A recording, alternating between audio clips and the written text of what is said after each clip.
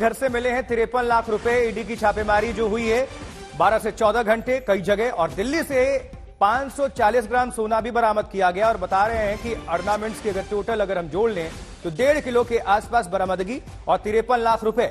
मुनीश पांडे ज्यादा जानकारी के साथ हमारे संवाददाता जुड़े हुए, लेकिन हम दोबारा संपर्क करेंगे। लालू के रिश्तेदारों के घर से 53 लाख कैश बरामद, 1900 अमेरिकी डॉलर्स भी छापे में जब्त हुए हैं। तो ये एक एक करके जैसे जैसे ईडी की छापेमारी हो रही है और भी चीजें सामने आ रही हैं, क्योंकि 53 लाख कैश, और इससे कहीं ना कहीं और मुश्किलें बढ़ेंगी तेजस्वी यादव की, क्योंकि उन्हीं के करीबी की बताई जा रही है जहां पर भी ये छापेमारी हुई है।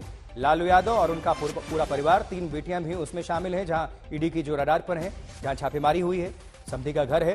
तेजस्वी यादव बिहार के डिप्टी सीएम, उनके संबंधित प्रॉपर्टीज पर भी छापेमारी। मुनीश पांडे हमारे साथ जुड़े हुए हैं। मुनीश, क्या कुछ अब तक बरामद हुआ है? सूत्र क्या कुछ बता रहे हैं?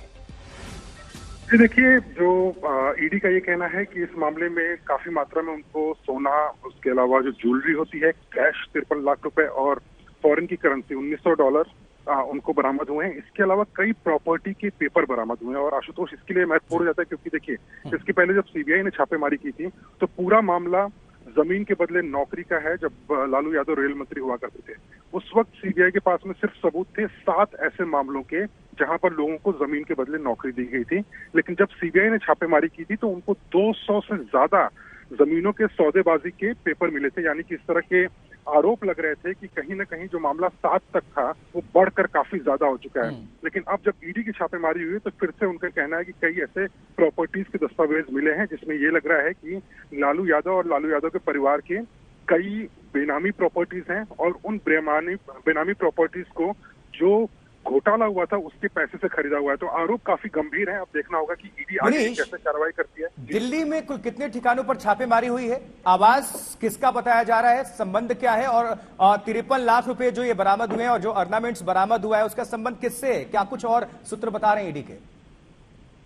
जी देखिए, अभी फिलहाल के लिए ईडी जो भी पैसे बरामद हुए हैं और जो ज्वेलरी बरामद हुई है उसको लेकर लगातार सवाल जवाब कर रही है लालू यादव के परिवार वालों से, ताकि यह पता चल पाए कि आखिरकार किन पैसों से वो खरीदा गया था और अगर कोई उसका ओनर्स लेने को तैयार है कि नहीं, कोई जिम्मेदारी लेने को तैयार है कि नहीं। ऐसे मामलों में हमने बहुत बार देखा हुआ है कि लोग जिम्मेदारी लेने से मुकरना चाहते हैं कि ज्वेलरी मेरी नहीं है, लेकिन जिसके घर से बरामद होती है ईडी की कार्रवाई में उसी के नाम पर वो ज्वेलरी लगाई जाती है। एक मौका उनको जरूर से दिया जाता है कि अगर आपने सही तरीके से इसे खरीदा हुआ है तो इसके खरीदने की जो रसीद होती है वो हमारे सामने लेकर आइए। लेकिन जो सूत्र हमें बता रहे हैं कि अभी तक ऐसी कोई रसीद जो है, चाहे 540 ग्राम सोना को लेकर हो जाए, चाहे ज्वेलरी को लेकर हो जाए, ऐसी कोई रसीद ईडी के सामने अभी तक परिवार में से कोई लेकर आया नहीं है। 53 लाख रुपए कैश को लेकर भी कोई सही जवाब दिया नहीं गया है। ये सब कुछ एक सबूत के तौर पर लालू यादव और लालू यादव के परिवार के खिलाफ जाने वाला है।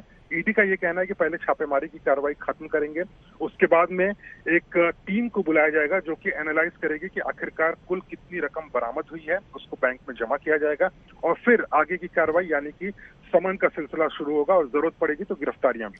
क्या ये छापेमारी, ये कार्रवाई अभी भी चल रही है मुनीश?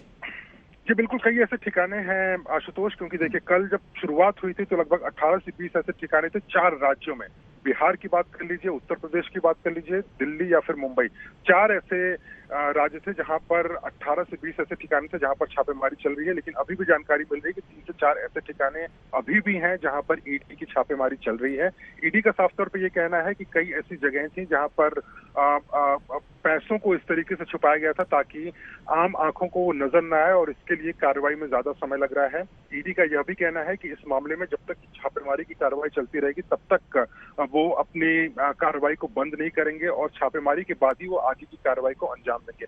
इस छापेमारी के दौरान हमें यह भी जानकारी मिली है कि कुछ लोगों से पूछताछ भी की गई है और पूछताछ के दौरान भी ईडी पता लगाने की कोशिश की है कि आखिरकार इतनी भारी मात्रा में जो रकम है या जो प्रॉपर्टीज के पेपर मिले हैं या फिर तेजस्वी यादव से जुड़ा हुआ जो प्रॉपर्टी तेजस्वी यादव का बेनामी प्रॉपर्टी बताया जा रहा है, आखिरकार उससे क्या संबंध है लालू यादव और उनके परिवार। और जब ये छापेमारी को अंजाम दिया गया मुनीश, चाहे दिल्ली की बात कर लें या गाजियाबाद उत्तर प्रदेश की बात कर लें, तब क्या तेजस्वी यादव फिर लालू यादव के परिवार वाले या किसी की मौजूदगी थी वहां पर जब ये रेड किया गया, अंजाम दिया गया? जी देखिए, जो तेजस्वी यादव का घर बताया जा रहा था दिल्ली की न्यू फ्रेंड्स कॉलोनी में, वो दरअसल तेजस्वी यादव के नाम पर रजिस्टर नहीं है। एक कंपनी है, उस कंपनी के नाम पर उस घर को रजिस्टर किया है। इकोसिस्टम नाम की एक कंपनी है। जब वहां पर छापेमारी की गई तो इस तरह के सूत्र जानकारी दे रहे थे कि ये दरअसल बेनामी प्रॉपर्टी है तेजस्वी यादव की। हालांकि इसके बारे में अभी तक ईडी ने पुष्टि नहीं किया हुआ है। इस तरह की भी जानकारी आई कि तेजस्वी यादव खुद अपनी पत्नी के साथ में उस घर के अंदर मौजूद थे। लेकिन इसके बारे में भी कोई पुष्टि नहीं हुई है। लेकिन दबे स्वर में कुछ लोगों ने ये जानकारी जरूर दी है कि तेजस्वी यादव छापेमारी के दौरान घर के अंदर ही मौजूद थे। और बाकी बात कर लीजिए जहां तक दूसरे परिवार के सदस्यों की है, तो दूसरे परिवार के सदस्यों के यहाँ पर, चाहे गाजियाबाद में लालू यादव के जो दामाद हैं उनके घर पे जब छापेमारी हुई थी, इस तरह की जानकारी मिल रही है कि वो भी उस वक्त घर के अंदर ही मौजूद थे। कार्रवाई के दौरान ये जरूर होता है कि ईडी उस समय पूरी तरह से पूछताछ तो नहीं करती है, लेकिन उनको साथ में लेकर जरूर छापेमारी करती है, ताकि अगर कोई वैल्यूएबल सामान, कोई मूल्यवान सामान मिलता है तो उस दौरान उनसे पूछा जाए, उनके हस्ताक्षर लिए जाए, क्योंकि ईडी उन सभी चीजों को सीज करना शुरू कर देती है, अपने कब्जे में लेना शुरू करती है। तो एक पंच के तौर पे उनको इस्तेमाल किया जाता है, उनसे उस समय पूछा जाता है। अगर कोई कैश मिलता है तो उनसे पूछताछ की जाती है, क्या ये कैश आपका है? अगर आपका नहीं है तो फिर किसका कैश है? तो इस तरह की जानकारी जरूर मिल रही है। बहुत शुक्रिया मुनीश।